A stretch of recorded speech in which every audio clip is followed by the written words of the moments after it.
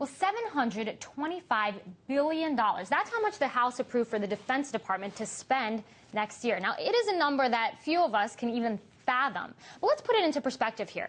The number represents the largest single military spending bill in the history of mankind, easily surpassing President George W. Bush's fiscal year 2009 budget. Now, the Pentagon has given the go-ahead to spend nearly $160 billion on the wars in Iraq and Afghanistan without any major roadblocks or restrictions regarding the actual conduct of those operations. Now, we've been hearing screaming and shouting from everywhere to stop the bailout, stop the spending from both the Republican and the Democratic Party. Yet this particular bill got almost no coverage in the media. In fact, most of the coverage regarding the military has, of course, been centered around the don't ask, don't tell debate. Well, author of this book right here, War is a Lie, David Swanson, is talking to us from Virginia with more. Hopefully he's got some answers for us.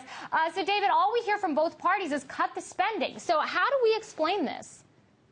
Well, we even hear cut the military spending, even from the Deficit Commission. We hear it from right-wing and left-wing groups, but we don't hear it in the halls of Congress, and we won't without a massive movement to demand it. I think a possible explanation, a partial explanation, but not an excuse for the lack of debate and passage of this thing in such overwhelming numbers is the fact that the House passed it back in May and is now passing a Senate version of it, the changes of which are rather tangential, and this is the authorization bill or still the appropriations bill. Nonetheless, this is an absolute outrage in the face of all of this discussion of the deficit and in the face of all of these revelations of war crimes through WikiLeaks, in the face of the president demanding 4 more years in this disaster in Afghanistan. To put this through without a debate and without more no votes is an outrage. I mean, you have a 24-hour news cycle, and all you hear is gays in the military and that debate. Why is this either never mentioned or barely mentioned, not even talking about not debating on the Hill, but more importantly, no debate in the press, no discussion about it? Well, what counts as news is and two parties disagree on. The two parties are in complete agreement on this one and will continue to be next year. So the fears of gridlock are misplaced. And don't ask, don't tell is not something that threatens the military or its industrial complex in any way. It gets more people into the military. In fact, it gets the recruiters into more college campuses that have been keeping them out on the grounds that the military discriminates against gays. So this is a militaristic bill that progressive groups got behind because of the discrimination involved. And, you know, we can't forget that a lot of this money is going to new technology, you know, new weaponry. And so these companies like Boeing, like Lockheed Martin, they love this. You know, they got lobbyists on the Hill. They're there every day. But here's the thing. Not only are Pentagon contractors lobbying for more dollars, but the members are allowed to invest in these companies that then profit from the Pentagon contracts. Talk a little bit more about that. I think it's a fascinating point, and a lot of times it's not highlighted. No, there's complete corruption from all sides. Congress members profiting directly from war, Congress members' campaigns taking money from the war machine, which grows every year.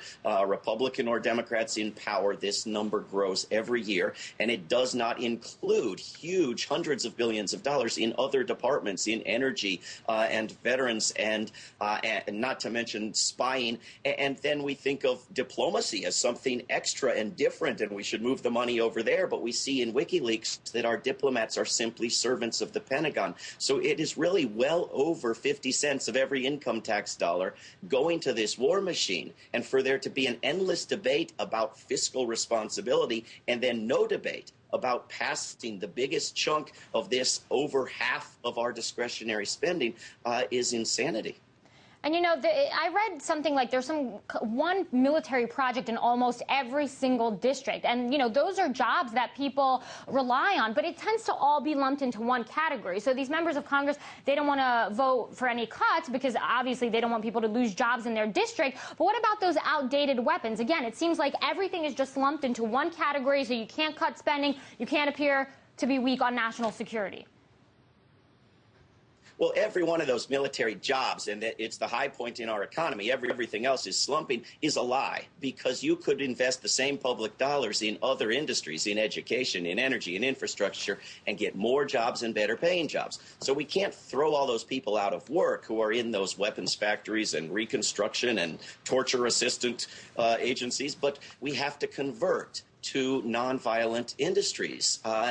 We can't survive the current course economically, much less environmentally or democratically or in terms of blowback or proliferation. We just can't. My guess here is that President Obama thinks that he can politically, that as he alienates his entire base that put him in the first time, his plan might very well be to have a new and magnificent war prior to the 2012 election. I don't see any other electoral hope for him, sad to say, and I hope the American people prove him wrong if he takes that approach. Wow, that's quite a statement, David. And let's not forget, Admiral Mike Mullen said that the national debt was our biggest security threat. So we're just wondering who's really making that connection. Author and journalist David Swanson, as always, thanks, David. Thank you.